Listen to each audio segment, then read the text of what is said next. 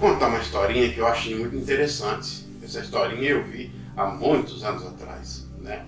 Se chama O Enterro do Gato. Um menino tinha um gatinho em casa, né? Um gatinho de estimação, claro, né? E esse gatinho viveu tempo na casa deles e tal, na casa dele. E ele gostava muito desse gatinho. E um dia esse gatinho morreu. Ele ficou muito triste com a morte desse gatinho. E ele então chamou todos os coleguinhas dele, né, da rua, para fazer o enterro do gato, o ofício fúnebre do gato, né? Então ele foi lá no galpão, pegou um enxadão e colocou o gato dentro de uma caixinha de sapato e foi lá no meio do mato junto com os coleguinhas, abriu um buraco no chão, encaixou a caixinha de sapato naquele buraco com o gatinho dentro. Então eles começaram a falar a respeito do gato. Eles diziam: eu ganhei esse gatinho há tanto tempo atrás e eu gostava muito dele, né? E acho que todo mundo na rua conhecia ele, tal. E o outro coleguinha falava: ele ia muito lá em casa, eu também dava ração para ele, eu também brincava com ele, eu gostava dele também, minha mãe gostava muito dele. E cada um falava alguma coisa a respeito do gatinho, né? Tal. Depois de todo mundo testemunhar a respeito do gatinho, não é? Eles resolveram fazer uma oração. Aí eles deram as mãos, fizeram a oração do Pai Nosso. Pai Nosso que está no céu. E lá vai, fizeram aquela oração do Pai Nosso. E, puxa vida, e foi assim muito emocionante, né? Ele chorou, teve coleguinha que chorou também e tal. Então eles acharam tão bonito o enterro do gato que decidiram enterrar o gato com o rabo para fora, né? Cobrir o gato de terra, mas deixar o rabo para fora para voltar alguns dias depois para desenterrar o gato e depois fazer o ofício fúnebre de novo. Assim fizeram 2 vezes, 3 vezes. Na 4ª vez que ele foi fazer isso, a hora que ele puxou o gato pelo rabo, o rabo saiu na mão dele, porque o gato já estava ficando podre, né? Então o rabo do gato saiu na mão e ele teve que enterrar esse gato de uma vez por todas, né? Aí acabou o enterro do gato, né? Interessante isso. Mas eu estou falando a respeito disso, sabe por quê? Porque o diabo é perito em querer desenterrar esses gatos na nossa vida, sabe?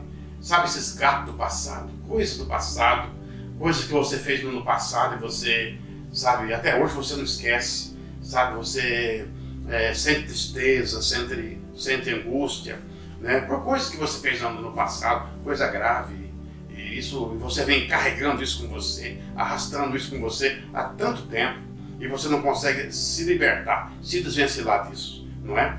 Então o diabo é perito em desenterrar esses gatos do passado em nossa vida. Por isso é que há necessidade da gente perdoar. Pois é, a gente perdoar. Você entende? É muito importante que as pessoas aprendam a perdoar. Porque o perdão é um mandamento. Mas é fácil perdoar? Não é. Não é fácil perdoar. De maneira alguma. Mas se você não perdoar, sabe o que vai acontecer? Vai acontecer que o diabo vai estar sempre trazendo à tona, sabe, essas coisas na sua vida e acusando você.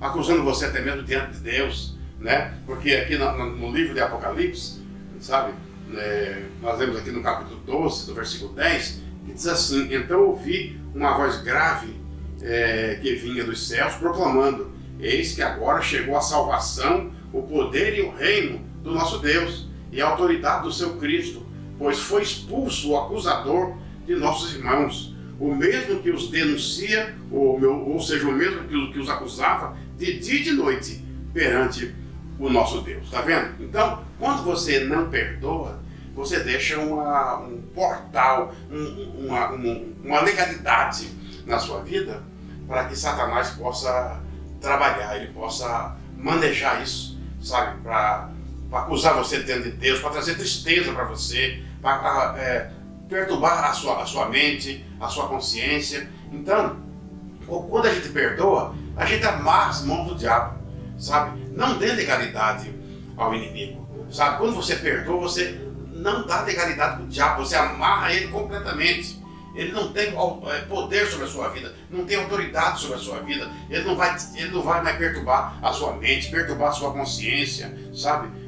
Trazer tristeza, angústia. Você não vai se lembrar do passado mais com dores, com tristeza, de maneira alguma, porque você simplesmente perdoou. Tá? Você aceitou o perdão de Deus, você perdoou, você aceitou o perdão de Deus, você perdoou a você mesmo também, sabe? É isso que resolve a pessoa viver uma vida feliz diante de Deus, aqui nessa vida, aqui nesse mundo. É você aprender a perdoar. Perdoe, não é?